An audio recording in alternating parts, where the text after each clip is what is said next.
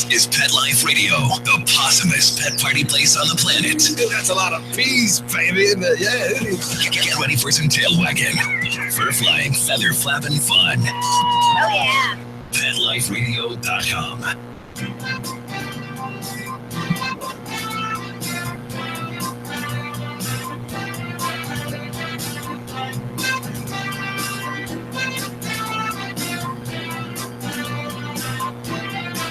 Hey. And good morning, good afternoon, whichever the case may be, depending on where you happen to be right now. It is morning for me here in very sunny Southern California. Hi, I'm Dr. Jeff Werber, host for the next 30 minutes here on Pet Life Radio's live call-in show, Ask the Vets with Dr. Jeff. And we're here for you. We're here to answer your questions. We're here to talk about pretty much anything you want to talk about when it comes to pets. I enjoy helping listeners out. If you have any questions, concerns, something going on with your pet right now that you are a little confused, maybe you don't understand what your veterinarian is trying to do, what the next best step might be, and now's the chance to pick my brain, whatever's left of it anyway, and I will hopefully help you out, at least making the right decisions for your four-legged friends. We're here for you, and we're here thanks to our sponsors, Bravecto. It's amazing flea and tick protection for 12, count them, 12 weeks, not 1 month, but 3 months. And also More Than a Cone, which is the Kong veterinary products. It's everything for Kong, but they have these great More Than a Cone events, raising awareness of animal welfare through the arts. And of course, Save This Life microchip. And with my good friend Chance White, and some things that we will be hopefully sharing with you in the next several months. A new project that we're working on, something to help you better care for your pets and help bring you a sort of immediate veterinary attention. So you wouldn't even need me here on once a week on Sundays, where you can ask a question of me or another veterinarian anytime. It's interesting. We talk about the number one growing right now, the number one segment of the population as far as pet parenting, pet ownership, believe it or not, the millennials. More millennials own pets per capita than any other group. The Gen Xers, the baby boomers, you name it, it is the millennials. And it's crazy how the millennials want things like now. And you ask them a question, right away, out comes the iPhone or whatever, and they're putting their information in and they're giving answers right now. They're looking stuff up. It's crazy. So I was at Starbucks the other day and getting my coffee. So I'm an old timer, so I walk in and I go online, and I'm standing online. I'm maybe fifth or sixth online, and finally my turn. And I order my coffee. And of course, now I'm feeling pretty good, because what do? I get out my phone, open up my Starbucks app, and I just put that in front of that little scanner, the reader, and it's already paid for, which is fantastic, right? And I'm feeling, hey, it's pretty cool. Then I am going and waiting for my latte. So I'm waiting. I'd say all in all, I was there for maybe 10 minutes. While I'm there waiting for my coffee, no less than 4 millennials, clearly just by looks and age, walk in, lean over, grab a coffee that's sitting on the counter, and leave. And how'd they do that? Well, it turns out now, and you guys may be laughing at me like, oh, well, duh, didn't you know this? You can pre-order your coffee. It's ready. It's paid for. All you have to do is walk in, grab it, and leave. Now, that is that immediate satisfaction that is so typical of this generation. So, knowing how they care about their pets, knowing that they actually make up the largest segment of the population as far as pet parenting, pet ownership.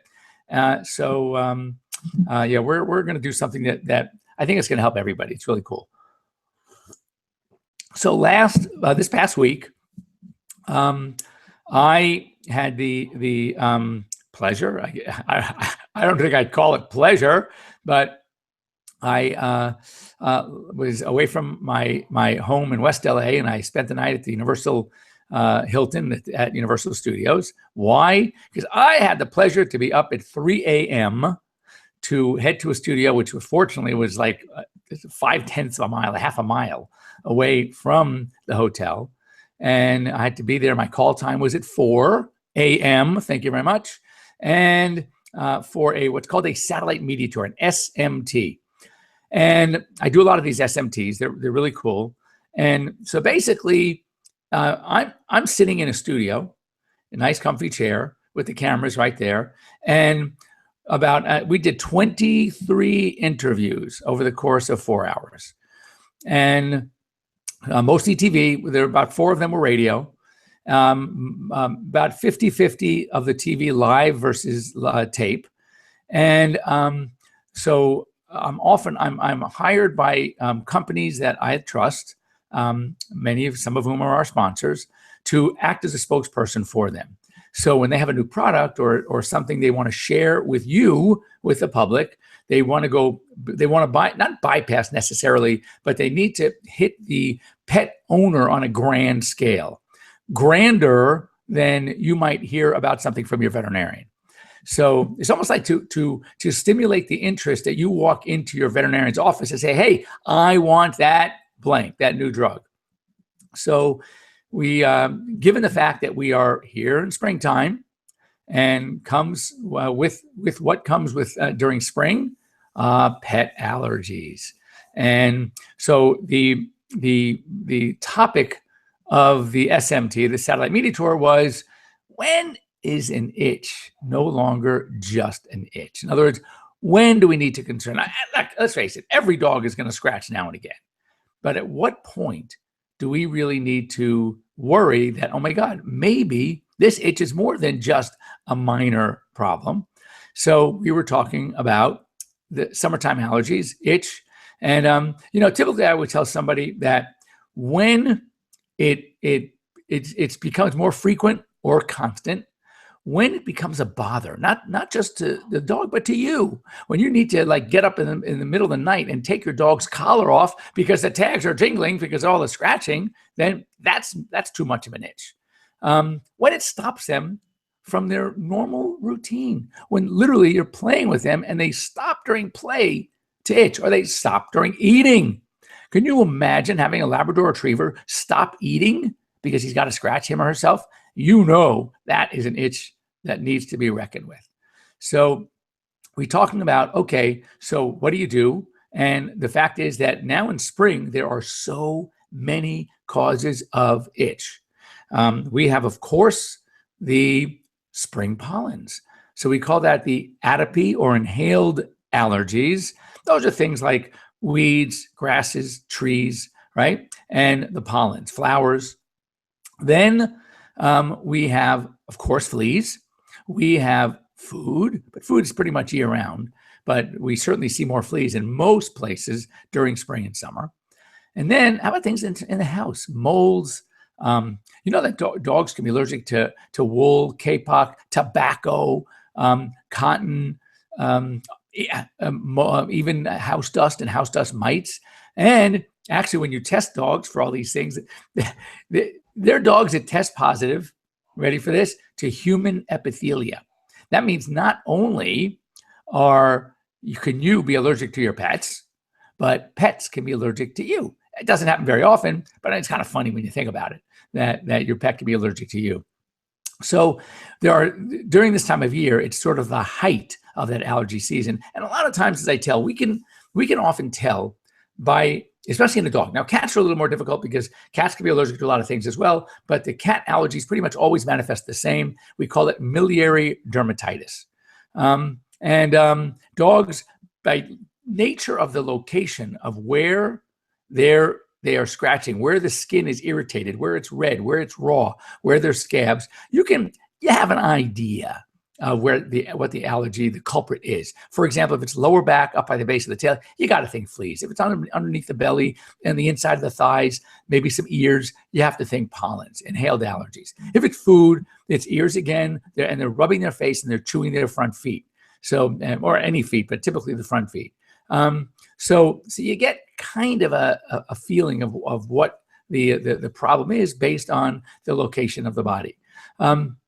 And I just stop here that for any of you that have any questions, because allergy, the number one reason that I see a dog presented during this time of year, it's going to be allergies. It's going to be scratching. It's going to be skin problems. It's going to be seborrhea. It's going to be allergic dermatitis. So pyoderma, which is skin infection, often secondary to allergy. So there's no way that some of you listening out there aren't having problems with your pet's skin and allergies. So I want to hear more about it and help you through it. Give me a call, 877-385-8882. Once again, 877-385-8882. And if I stimulated a nerve here and you really want to talk, what you can also do is you can come join us. If you log on to Pet Life Radio, click on the Ask the Vets with Dr. Jeff page, and you will see a link left by Mark Winter, our wonderful producer. And you can click on that link and you can join us live. Right here, you'll be at the bottom of the screen. You'll see me, you'll see Mark's studio, and we will see you. And you can even have your head. If you want to show me what the skin looks like, you can actually hold your phone right up to your dog's skin, the rump underneath, and we can talk about the allergies. So great way to get that professional veterinary help for free right now. So you get that instant satisfaction. Your vet might be closed today. It's Sunday. Well, guess what? You have me today. So you can get your answers, and then we can talk about some treatment. So anyway, don't go away. We'll be right back after these short messages. We talked about allergy. We talked about the causes. And when we come back, we're going to talk about some solutions. We'll be right back. We'll be right back, right after these messages. Stay tuned. As a dog, I know a lot about fleas and ticks, so trust me when I say no other tasty chew protects dogs as long as Bravecto. One Bravecto chew keeps fleas and ticks away for up to 12 weeks. Be a good human and ask your vet about Bravecto. Bravecto may cause vomiting. On Tuesday, May 2nd, 2017, save the date for the 5th annual NYC Retails and Sales Pet Product Expo. It'll be from 1 to 6 p.m. at Home Studios right in New York City. Plus, the presenting media sponsor is Pet Age Magazine. This event is a retail pet trade show brought to you by American Pet Professionals and Whitegate PR. It's an exclusive event for retailers and media. For more information, you can call Nancy Hassel at 631-446-1105 or myself, Dana Humphrey, at 619-414-9307. Plus, you can check out the website to learn more details at retailsandsalespetexpo.com. I love cleaning the litter box, said no one ever. Luckily, there's World's Best Cat Litter, the litter that promises less mess with less litter. Only World's Best Cat Litter uses the concentrated power of corn to quickly trap odors in tight clumps. And quick clumping means you never have to chisel or scrape the box. Less cleanup with less wasted litter? That's a litter bit amazing. Save $2 on World's Best Cat Litter. Visit www.saveonworldsbest.com. It's designerpetsweaters.com. Hand-knitted designer sweaters for your precious pup or cool cat. Beautiful couture patterns for your pets, including custom-knitted formal wear, casual wear, yachting, and even sports-themed. Many designer pet sweaters include feathered tammy hats, top hats, and a lot of sparkle. Each sweater includes leg loops, front paw sleeves, and leash opening. Visit designerpetsweaters.com to order your four-legged fashions today. Your pets will stay warm for the winter and be runway ready. Large or small, we fit them all. designerpetsweaters.com. What's better than a dog? The answer is nothing. Well, world peace would be pretty good, but let's be realistic. The only thing better than a dog is hundreds, nay, thousands of dogs, all together at the greatest dog show in the history of Western civilization and quite possibly the universe. The World Dog Expo, June 9th through the 11th at the Meadowlands Expo Center in Secaucus, New Jersey. Masterminded by the top concert and pet show promoters in the world, featuring championships in several major dog sports, huge meet-the-breed showcases, and so much more. Imagine an event that's part Olympics, part rock concert, all designed for the education and entertainment of you and your dog. So what's better than a dog? The World Dog Expo, June 9th through the 11th at the Meadowlands Expo Center. For more information and to be part of the show, visit us at www.worldexpo.dog. That's www.worldexpo.dog. Begging to hear more of your favorite show? Full episodes of all our shows are available on demand. Go to PetLifeRadio.com to fetch our entire lineup of Possum Pet podcasts. Also, dig us up in iHeartRadio and iTunes. Talk Pets. Live and on demand, only from Pet Life Radio. Let's talk pets Let's talk pets. on Pet Life Radio. Pet Life Radio. PetLifeRadio.com.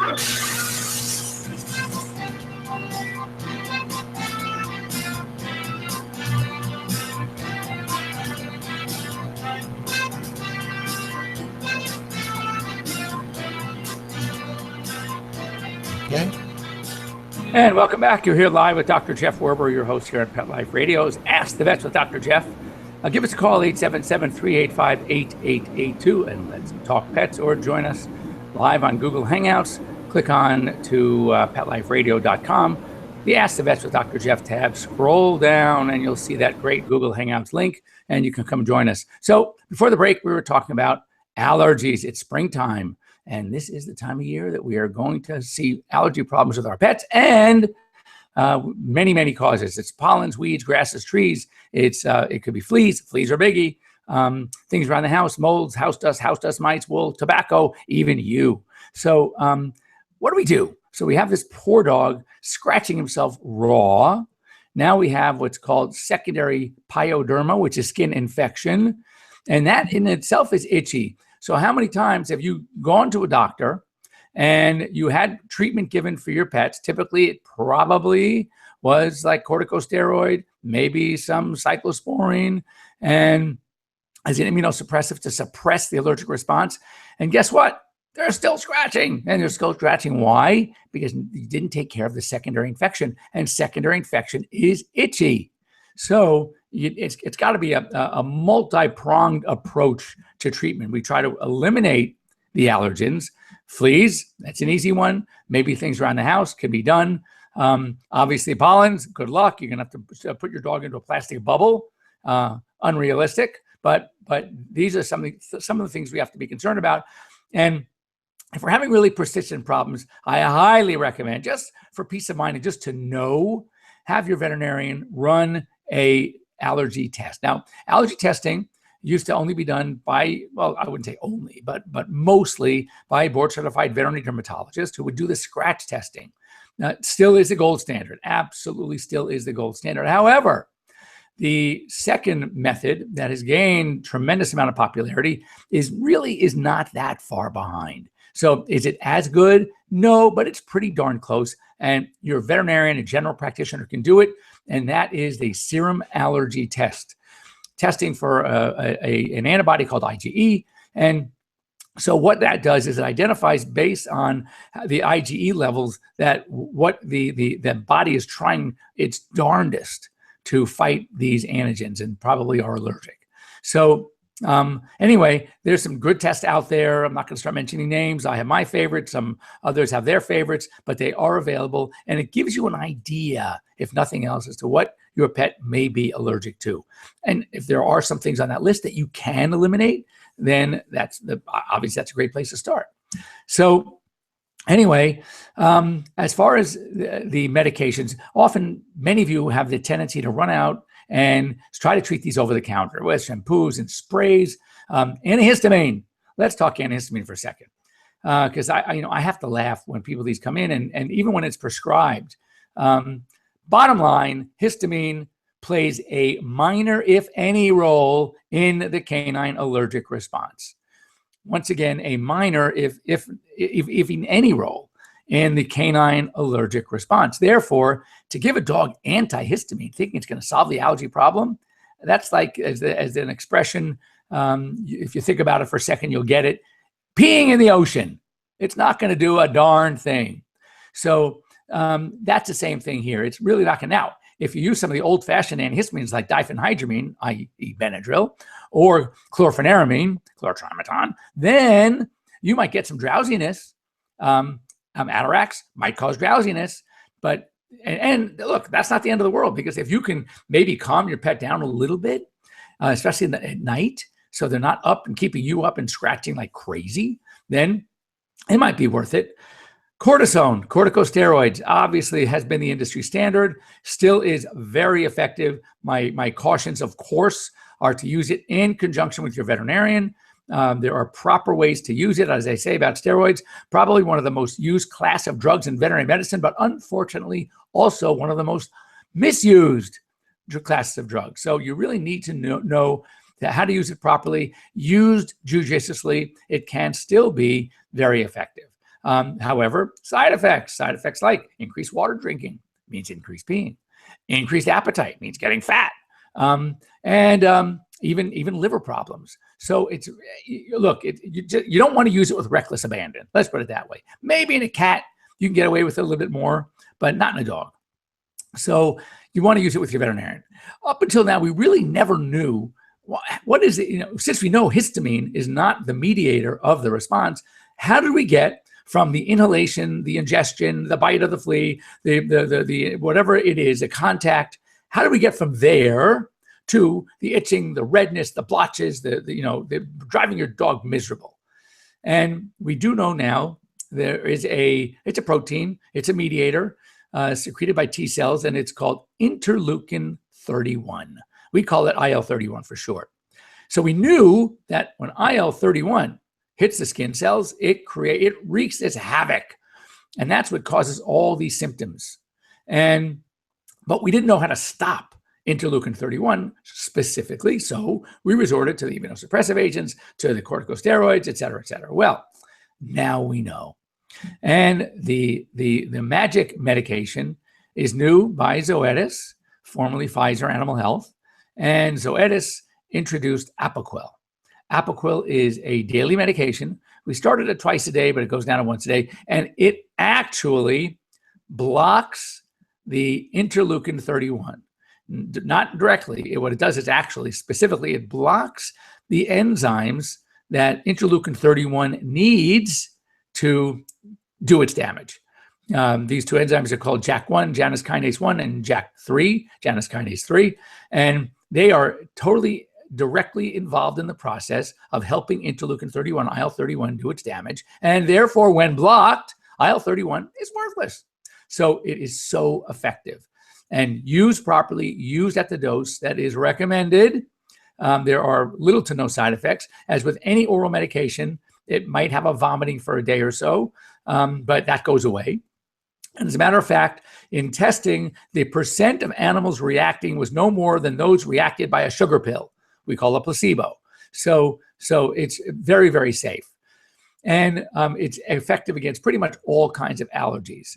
There's also, for those of you that are not good pill givers, there's an alternative also from Zoetis. It's also phenomenal.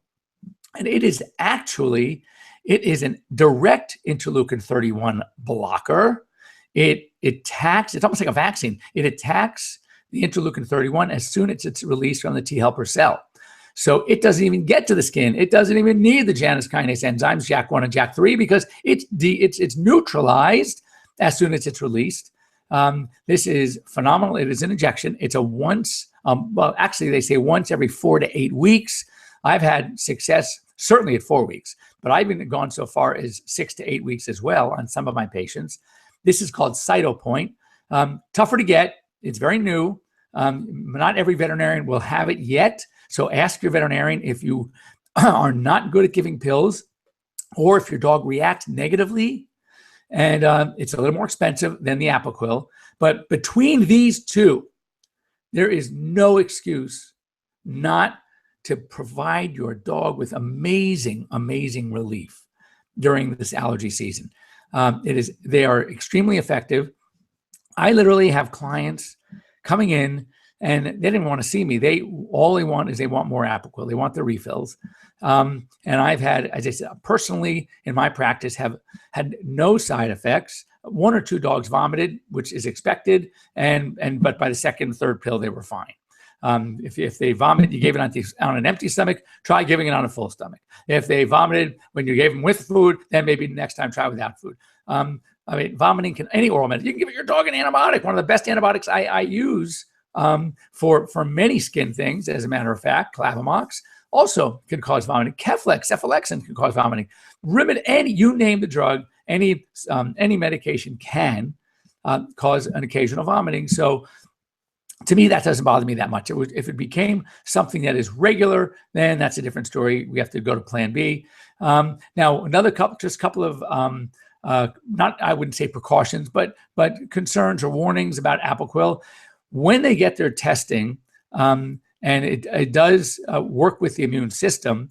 So it's not it's not at all advised for dogs under a year of age. Now, you probably could do it, but see, when you do these drugs, you have to make specific guidelines for the FDA approval. Once you get that approval, you have to advertise on those guidelines. So I'm not saying it's not safe, but since it wasn't proven to be safe or effective in dogs under 12, because they started the test for dogs over 12 months of age, then you don't want to use it. Also, the same thing with pregnant and lactating dogs, or dogs that are going to be pregnant or trying to get pregnant, you don't want to use it. But the Cytopoint, however, the injection is safe because it works differently, and that one is totally safe. So if you have an allergic dog who's already miserable, showing signs of allergy that's less than 12 months of age, then talk to your veterinarian about Cytopoint. As I said, very, very effective. Because of the convenience factor, yes, it's more expensive, but because of the convenience factor, I have so many clients that are opting for the Cytopoint because you might get, at least 4 weeks, if not up to 8 weeks protection from a single shot. I mean, you can't beat that. And a comfortable dog through this allergy season. So to recap, allergies are here full swing. They are very, very treatable. I always recommend if it's persistent. Now, if it's something that you get, for a month during the season, 2 months during the season, responds well to treatment, you don't really need to test. But if you have persistent allergies becoming more and more aggressive, maybe even year round, I highly recommend seeing your veterinarian or getting a referral to a veterinary dermatologist for testing. It's good to know. And of course, the industry standard still is, despite the wonderful, wonderful effect that we have with these newer medications like Apoquel and Cytopoint, desensitization, hyposensitization still is especially in cases where it's really severe allergies, probably still the best way to go. And in order to do that, you have to test. You have to find out what your dog is or cat is allergic to, and then start desensitization, hyposensitization, seeing your veterinarian. Cats, I typically don't need to treat this long term. They respond so well to medication. But dogs, typically, if I can get them onto desensitization, and now there are a number of ways. There's the injections, which start usually daily, then every other day, and then ultimately you get to a point where you're doing it once a month. Or you have the sublingual drops, which continue to be every day, but so easy. It's like, come on, you just open the dog's mouth and pull his cheek away from his mouth and put a couple of drops in, gets absorbed through the tissue and the mucosal tissue inside the mouth, and they do just great. So if you have any questions, I know this is a lot to digest in one 30-minute session. So you can always get a hold of me at drjeff@petliferadio.com. That's Dr. Jeff at petliferadio.com. You can send me an email. You can also join us next week and give us a call in. Just come online, either 877-385-8882 or Get the Guts and join us live here on the show by clicking on to the Google Hangouts. Once again, thanks to our sponsors, Bravecto, More Than a Cone, Save This Life Microchip, and I will see you here next week. Thanks for joining me. I'm Dr. Jeff Werber, and